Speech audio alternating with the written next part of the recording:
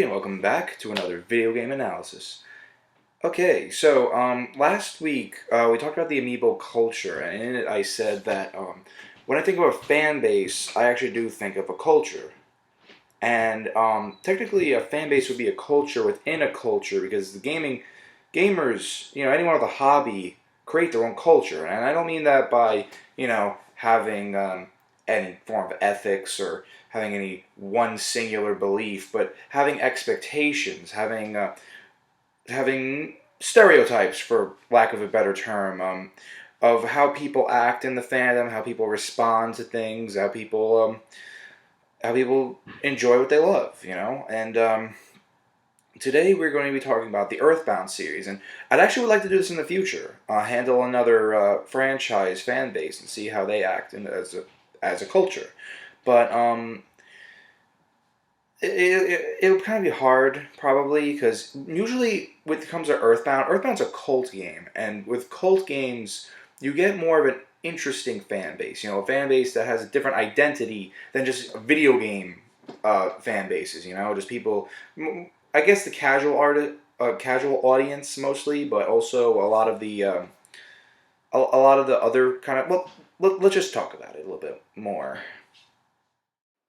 So I've already spoken about how the Western world was affected by the Mother Earthbound series. So there's a lot of details I'll skip, honestly. If you want to see that, you can.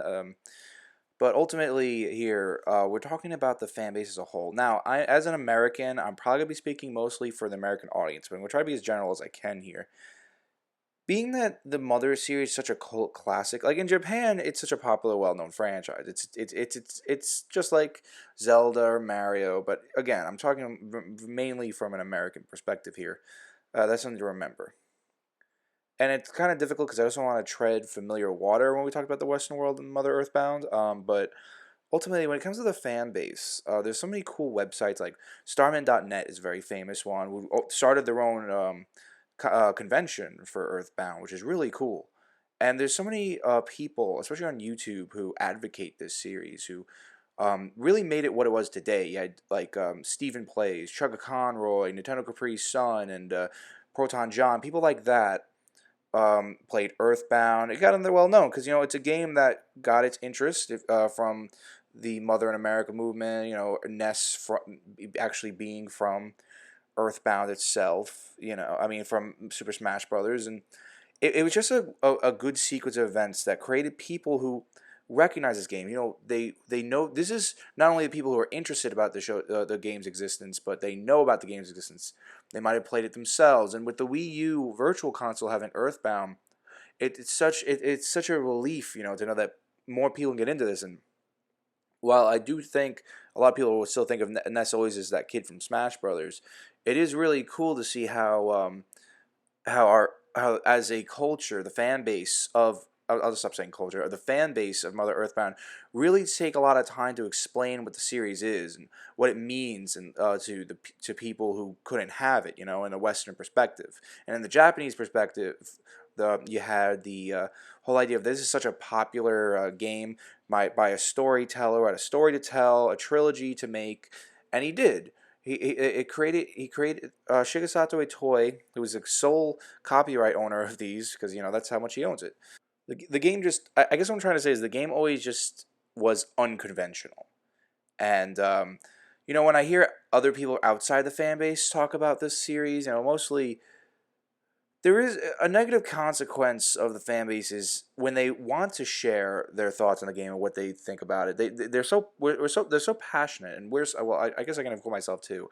We're so passionate about explaining the series to people because we want to share that. We want this game to be more than what it is. Get the attention it deserves. But that a negative consequence is that can overhype the game. I hear that all the time. I hear players say, well, I thought this would be the greatest thing in the universe, and it really wasn't. And, Earthbound, to me and to many people in the fandom, are perfect RPGs, especially if you consider the time they were made in. But ultimately, it was really cool to get a chance to see how to see how other people react to it. And some saw, it's all right. Some people didn't like it at all, and that's fine. That's what's great about the fan base too. Is like we don't. It's not something that's pushed, but it's something that you can find. There's so much information on this. The internet. This is a franchise where the internet's taken the whole thing by storm. And again, I won't have to go too much detail on that because I already explained the Mother America movement and things like that. But it's important to remember that this fan base is a fan base of people who want to share their love for this series. And even to this day, we still want Mother 1 and Mother 3 in the hands of anybody who can buy it.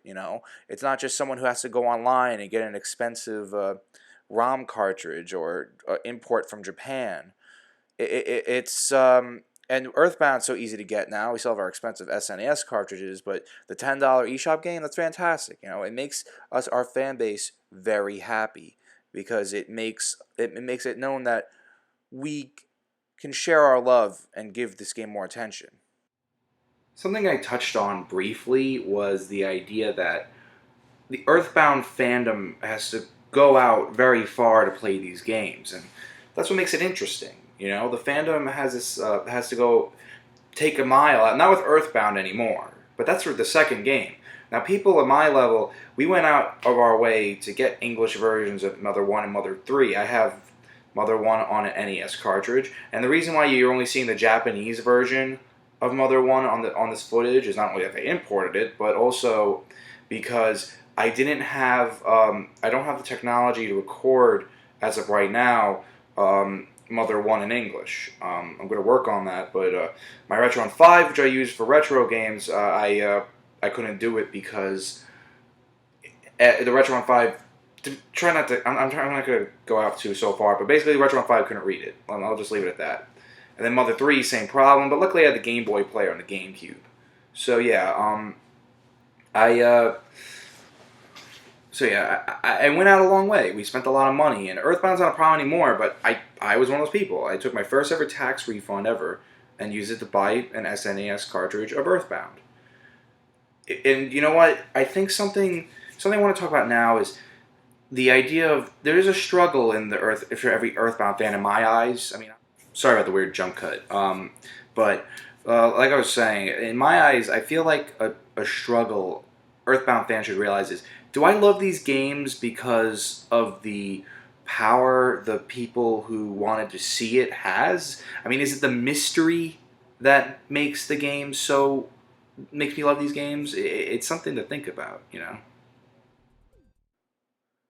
To be more clear on that, I mean the fact that a lot of people got into Earthbound because they saw it, and a lot of people would emulate the game, and a lot of people would, it's almost like as if at least to the Western audience, because in Japan, it's definitely known. I mean, no matter what I say here, I can definitely tell you without any bias, whether you want to believe me or not, is that these games are fantastic. I mean, they can be very challenging. The first game, Mother 1, I do think there's some problems with, but Mother 2 and especially Mother 3 are fantastic games.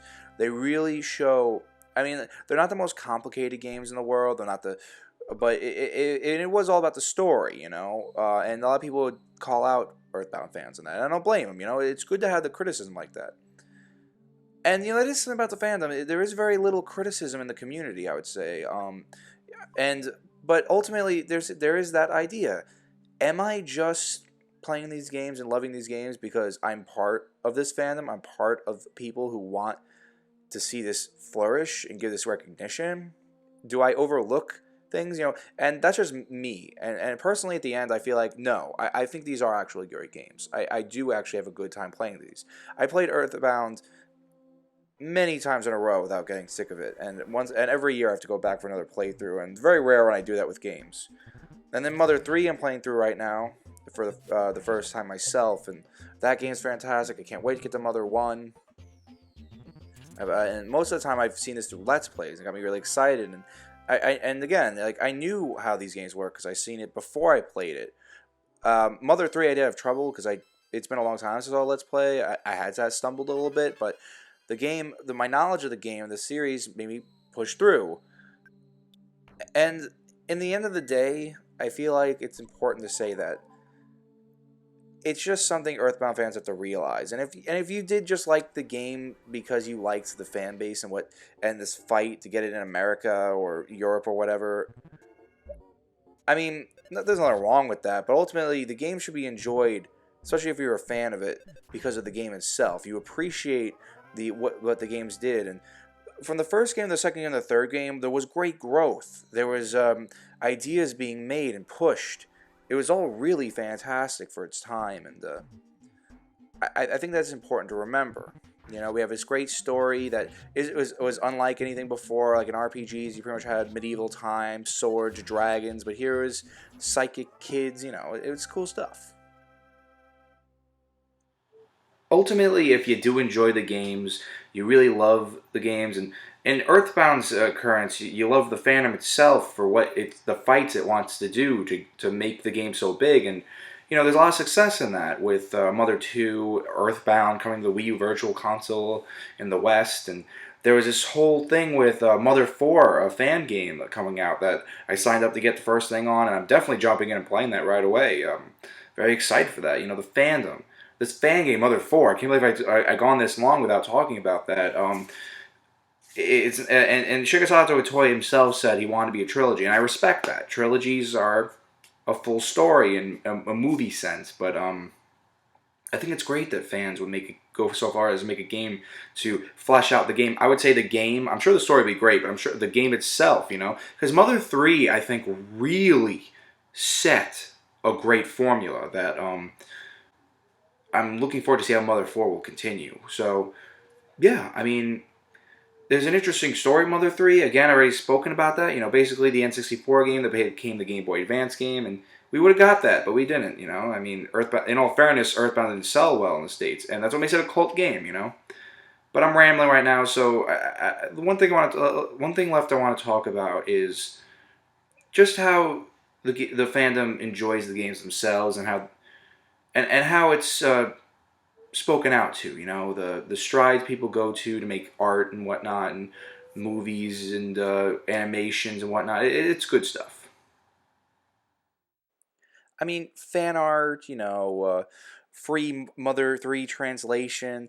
It's something that I'm sure every game goes through. I mean, not the fan translation. Let me talk about that now. But, you know, fan art, clay models. I've seen a lot of sprite art, a lot of tributes in Minecraft to Earthbound, you know, because it has its enjoyability, it's found its place, and it's still not the biggest Nintendo game in the world to the Westerners outside of Japan, but it's a recognizable name now, especially with Smash Brothers. Lucas coming back to Smash Brothers is such a great testament to how popular the series is, and I still think we should get Nintendo in there too. You know, give all the Earthbound kids some love, but ultimately, I feel like that between Mother 3 getting a fan translation, that's pretty big, you know.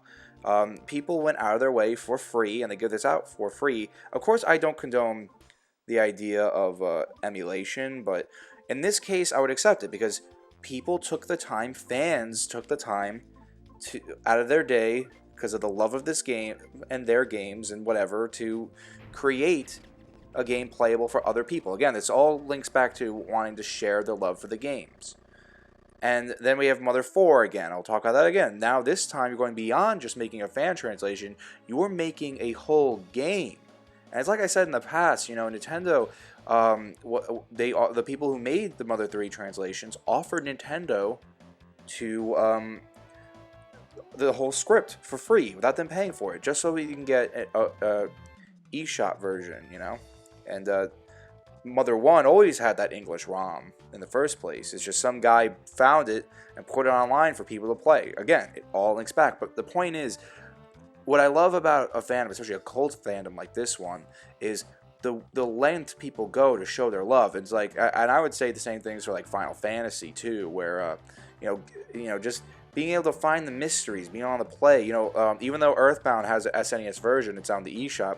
Still, fans went out of their way to make Earthbound uncut, which I'm trying to get, but it's really hard. It's basically Earthbound, but without the censorship Nintendo of America made when the game was put out for the Super Nintendo. So all the original sprite work, all the original themes, everything was there. That's crazy. Just it's crazy to think that kind of thing, you know. I mean, all the Lent fans go out. I just want to make a shout out to that. I really do, and even here I am too. You know, trying to show this as much as I can. But yeah, I mean, that's all I can say. There's Lucas. He's getting up. You know, all these kids are lazy. You know, theming, stories. Yeah. Oh right. Moving on. Wait, wait. Gotta see Lucas in his clothes. Why am I having you people sit through this, man? It ain't right. Well, I guess I can also talk about the advancements here. Like, there's so much between Mother 3 and Mother 2 that got changed. Like, there's a run button now. There's this rhythm thing. The games themselves are developed great for that reason. Okay, there's Lucas in his nice clothing. See you guys. So yeah, a fan base always shows a lot of love, but again, I keep stressing this. A cult fan, a fan for a cult game like the Earthbound series, you know, that's a fan base. You know, that's a. I mean, I'm probably sound biased, and I'm part of this fan base, but all I see are people very dedicated to keeping this franchise alive and well known, and just as much here as it would be in Japan. You know, it's something I think is great, and again, I'm probably treading some familiar water here after talking about how the Western world responded to Earthbound and how they wanted to share it and how it was brought to their attention. But yeah, I mean, even if it is, you know, I love talking about this game. I love playing these games. I still have a lot of learning to do with these games. I'm no expert on playing them, but they're always. It feels like home to me, you know, and that's what a fan base should feel like. A game feels like home. It's one of your favorites. It's what you do. It's what you love. So yeah, next time I actually want to talk about a topic that was I heard. I forgot what video, but in Brain Scratch commentaries, they talked about why platformers are weird, and I thought that was such an interesting topic because like, why is that? You know, it's like, why the hell does a blue hedgehog collect rings and go super fast? Why the hell does a plumber collect mushrooms and fire flowers and save a princess? You know, so much to look at there, and you know, I don't know all the answers. I want the people to remember that. I can't give you a definite answer, but I'm going to give the best answer I can. You know, so I hope you guys will enjoy that because I have a lot. I had a lot of interesting time thinking about that. As always, thank you all so much for watching. If there's anything I missed, if there's anything I got wrong, if there's anything you'd like to add to the conversation, please do not hesitate to leave a comment. A like and a share will always help too, and thank you all so much for watching. I've been Billy, your video game analyzer. Have a good day, good night whenever you're watching this, and I'll see you next time.